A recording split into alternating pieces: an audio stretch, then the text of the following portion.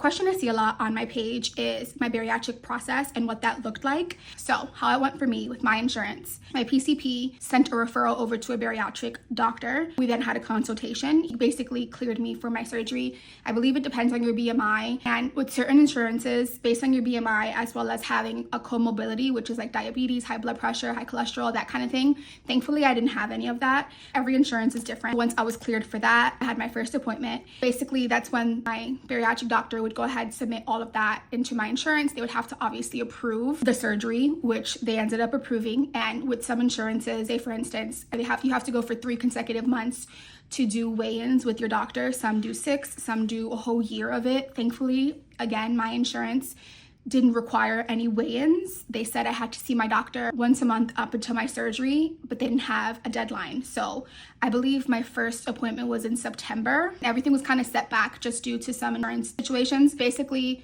I started in September. I took a while, like from September, October, November. I started again back in the end of November towards Thanksgiving. And then from November to January is when I actually had my surgery, January 7th. So for me, I only really saw them a handful of times. With that though, they did require a psych evaluation, some blood work. I had to see a cardiologist, I had to see a pulmonologist, sleep study, which I didn't actually have to have the sleep study. Thankfully, my doctor, my PCP cleared me for pulmonary as well as the sleep study. She basically did a questionnaire to see if I suffered from sleep apnea, which I didn't. So I didn't actually have to go and do a sleep study, but that could be a requirement with your insurance. I do see a therapist. She couldn't clear me for my surgery, so she did refer me to a psych, basically making sure you're mentally stable. Once my insurance approved it, as I mentioned, I did my weigh-ins. I fluctuated. When I started the process, I was, I believe, 230, 232, something around there. Right before my surgery, I weighed in at 222. And I am now 173, which is crazy to even think. I don't even remember the last time I stepped on the scale and saw 1.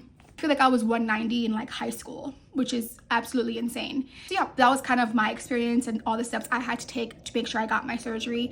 I don't regret it, not one bit. Like I said, every insurance is different. Some people have to do 6 months of weigh-ins with their doctor for the insurance to approve it. Mine's didn't require that, thankfully. So if you guys have any more questions on the process, let me know down in the comments and I will try to answer all your questions. And I love you guys so much.